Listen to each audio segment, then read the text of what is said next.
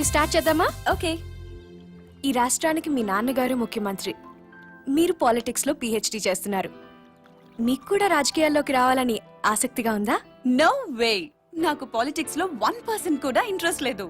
లేనప్పుడు MBBS engineering చదవకుండా politics ఎందుకు చదువుతున్నారు? దేశంలో డజన్ల కొద్దీ చీఫ్ మినిస్టర్లున్నారు.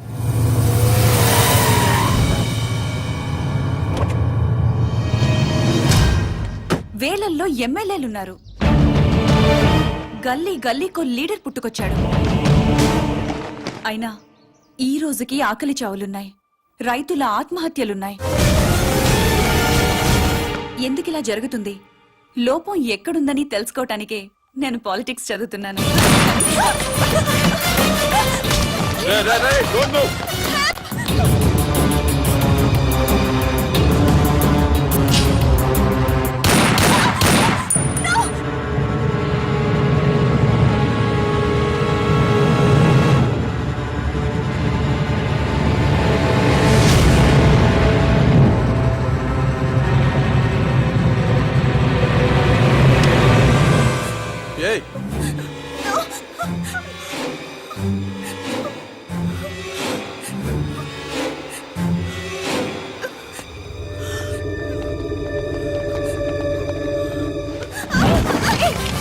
అమ్మాయి ఎవరో తెలుసా?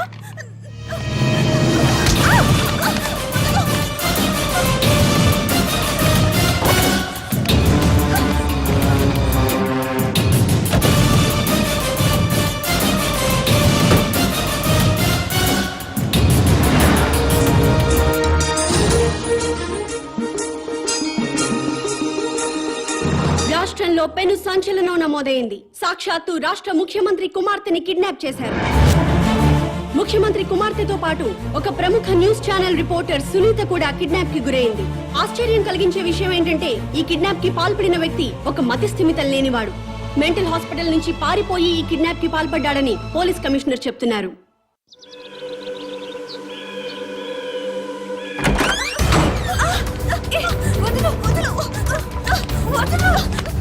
ఎక్కడికి తీసుకెళ్తున్నావు?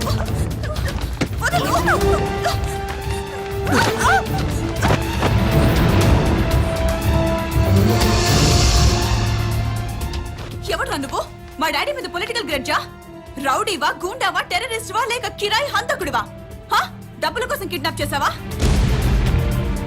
ఓకే, నేను సీఎం కూతుర్నని తెలియక కిడ్నాప్ చేసుంటావు. ఇప్పుడు తెలిసింది కదా? తెలిసిందిగా. వదిలేస్తే క్షమించేస్తాను, లేదా మా డాడీకి చెప్పి డాడీకి చెప్పి ఎన్కౌంటర్ చేయిస్తా. ఏంటి ఎన్కౌంటర్?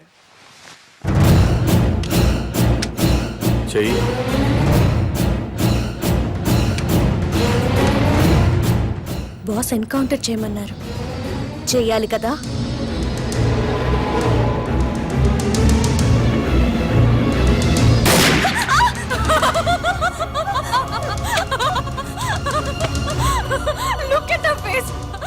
భయపడ్డావా? చూడేలా ఉనికిపోతుందో. సీఎం కూతురు కదా, చాలా కేర్ఫుల్ గా ఉండాలి. ఎంత కేర్ఫుల్ గా ఉండాలో తెలుసు కదా. సారీ మేడం, నేను రియల్ జర్నలిస్ట్ నే. ఇద్దరం కలిసి మిమ్మల్ని కిడ్నాప్ చేశాం.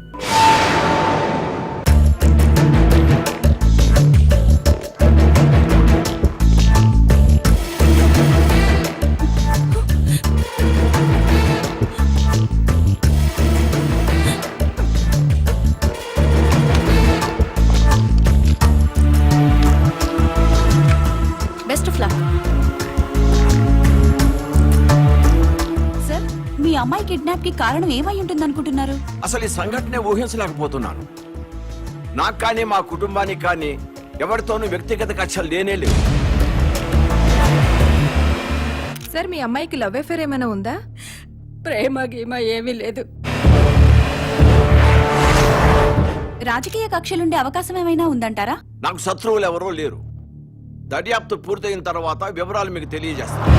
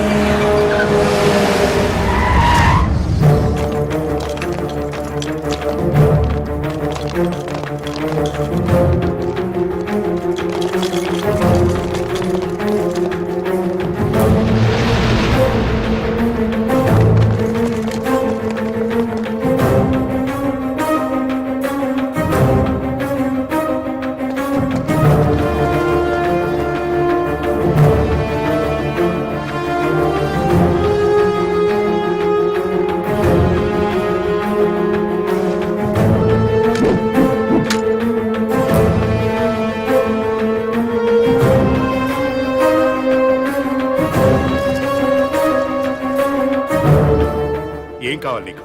ముఖ్యమంత్రితో మాట్లాడాలి.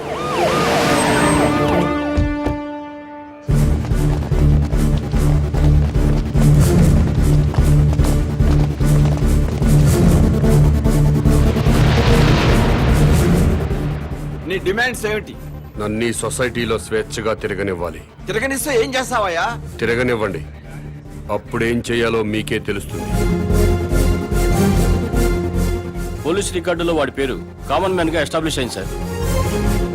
పోలీస్ స్టేషన్లో పిచ్చివాడిగా కేసు నమోదైంది సార్. వాడిని ఏదో ఒక కారణంతో ఎన్కౌంటర్ చేయడానికి కూడా వీలు లేకుండా పోయింది సార్. అతను కిడ్నాపరు, కిరాయి హంతకుడు అయ్యుంటే అమ్మాయి గారిని కిడ్నాప్ చేసిన తర్వాత మళ్ళీ మన ముందుకు రాడు సార్. వాడిని ఫ్రీగానే వదిలేద్దాం సార్. వాడిని సీక్రెట్ సర్వేలెన్స్ లో పెట్టి అమ్మాయి గారిని ఎక్కడ దాచిపెట్టాడో కనుక్కుందాం సార్. సరే, పోలీసుల్ని వెనక్కి పిలిపించండి.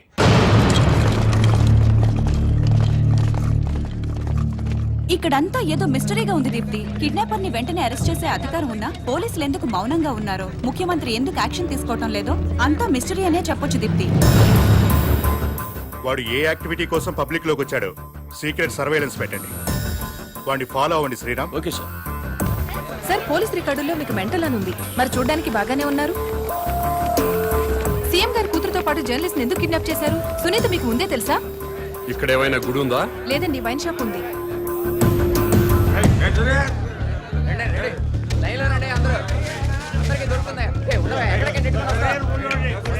ఇది వరకు ఏరియాకు ఒక వైన్ షాప్ ఉండేది, కానీ ఇప్పుడు బజార్కు ఒక బ్రాందీ షాప్ పెట్టారు. అడిగిన వారికి అడిగినట్లుగా బ్రాంతి షాపులకి పర్మిషన్స్ ఇచ్చేస్తున్నారు. ఈ సిటీలో వైన్ షాపుల వల్లే సగం ట్రాఫిక్ జామ్ ఎక్కువ అవుతుంది. ఈ విషయంపై ప్రతిపక్షాలు ఎంత మొత్తుకున్నా ప్రభుత్వంలో చలనం లేదు. చలనం ఉండదు. ఇది మొద్దు నిద్ర ప్రభుత్వం.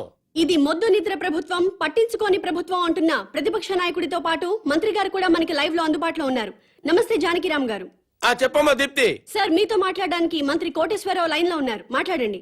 హలో దీప్తి. ఈ మంత్రికి ఈయన ఫ్రెండ్స్ కి తాగే అలవాటు ఉందని ప్రజలకు కూడా తాగే అలవాటు ఉంటుందా? అసలు సిగ్గుందండి ఈ మంత్రి గారికి? గుండె తరుక్కుపోతుందండి. దీప్తి, ఆ మంత్రి గారిని గుండె మీద చేసుకుని చెప్పాలండి. అధికారంలోకి రాగానే మద్యం కంట్రోల్ చేస్తా ఉన్నారు కదా, ఇప్పుడు ఏం చేస్తున్నారు? వీధికో షాప్ ఓపెన్ చేస్తారండి. ఏమండి, మా ప్రభుత్వం పుట్టాకే మద్యం పుట్టిందా? అంతకుముందు ప్రభుత్వ హయాంలో మందు షాపులు లేవా? బెల్ట్ షాపులు లేవా? మేం ప్రజల ఆరోగ్యం పట్ల నిబద్ధతతో ఉన్నాం కాబట్టి మా ప్రభుత్వం రాగానే సారాన్ని నిషేధించి కేవలం వైన్ షాపులకే లైసెన్సులు ఇచ్చాం. కరెక్టే. ఇంటికో ఉద్యోగం బదులు ఇంటికో బ్రాంతి షాప్ పెట్టుకొని పర్మిషన్ ఇచ్చారు. ఏం మాట్లాడుతున్నారండి మీరు? ఏమైనా అర్థం ఉండి మాట్లాడుతున్నారా? అంటే కళ్ళ ముందు కనిపిస్తే 2 పెగ్గులు తాగేవాడు కూడా ఫుల్ బాటిల్ తాగేస్తాడా? ఎందుకు తాగరు?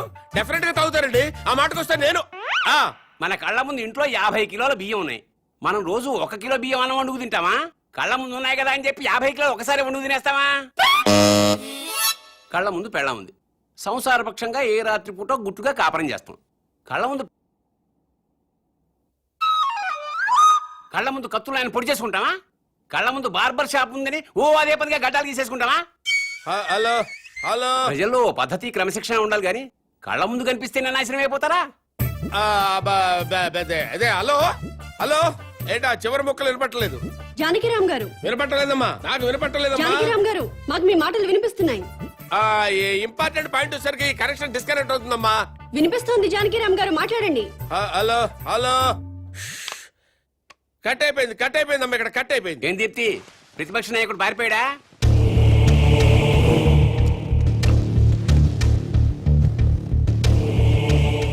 మీరు కామన్ మ్యాన్. నమస్కారం అండి. నమస్తే. నేను కొత్తగా వ్యాపారం స్టార్ట్ చేయబోతున్నాను. అవునా, చాలా సంతోషం అండి. Best of luck. మీరే వచ్చి రిబ్బన్ కట్ చేయాలి. నేనా? అవును. మహాభాగ్యం. లొకేషన్ ఎక్కడండి?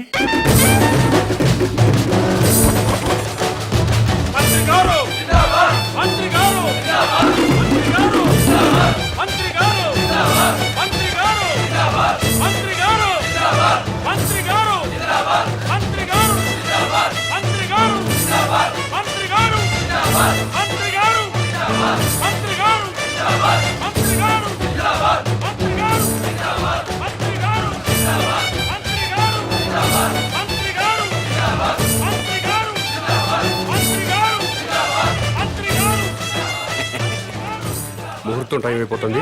ముందుగా నేమ్ బోర్డు ప్రారంభోత్సవం చేయండి. ఈ కామన్ మ్యాన్ గారు చేపట్టిన వ్యాపారం నా చేతుల మీదుగా ప్రారంభమవుతున్నందుకు ఆనందపడుతూ గర్వపడుతూ తన్మయత్వం చెందుతూ లాగుతున్నాను.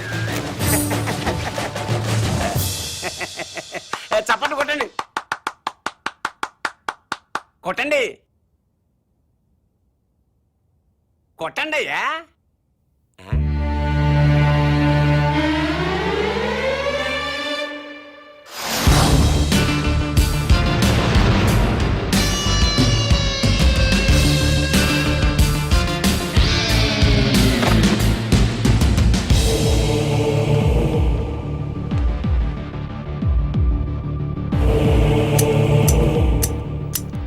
ఏంటి సార్ ఇది? కత్తెర ఇదిగా సార్ అది వ్యాపారం. ఇదేం వ్యాపారం సార్? రిబ్బన్ కట్ చేయండి, మీకే తెలుస్తుంది. రండి, ప్రారంభోత్సవానికి టైం అవుతుంది, రండి.